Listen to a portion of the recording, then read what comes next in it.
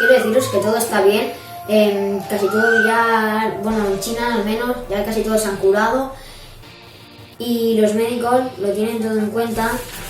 Ya se va a curar todo ya mismo. Bueno, tenemos unos 15 días más. Y os recomiendo que todo el mundo estéis en casa para que no hayamos infectados y todos estén bien y así ya que no haya tantas muertes.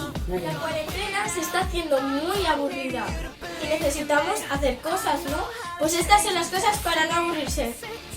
Podemos bailar.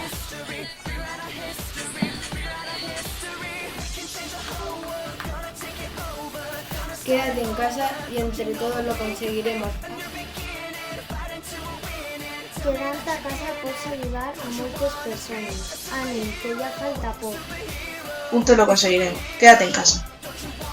O cantar. Le pago mal. Es sentimental. Aquí, pasando el rato con mi amigo en Netflix. ¡Quédate en casa!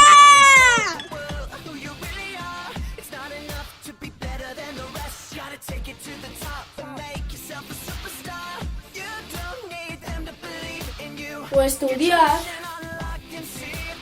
Es muy fácil ayudar a los demás y todos lo podemos hacer. Hashtag no salgas de casa. Contamos contigo. Hashtag quédate en casa. Gracias por lo que hacéis, sanitarios. Hashtag quédate en casa.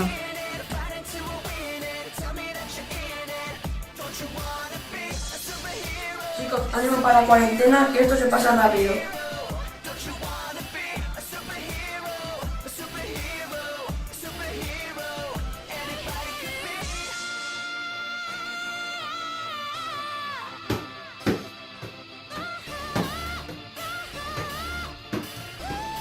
Espero que esteu portant bé aquests dies de quarantena i que no s'us facin molt pesats.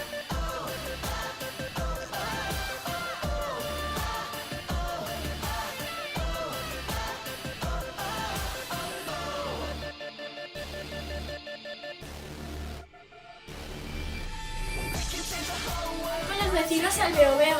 ¡Veo veo! ¿Qué ves? ¡Una cosita! ¿Qué cosita es?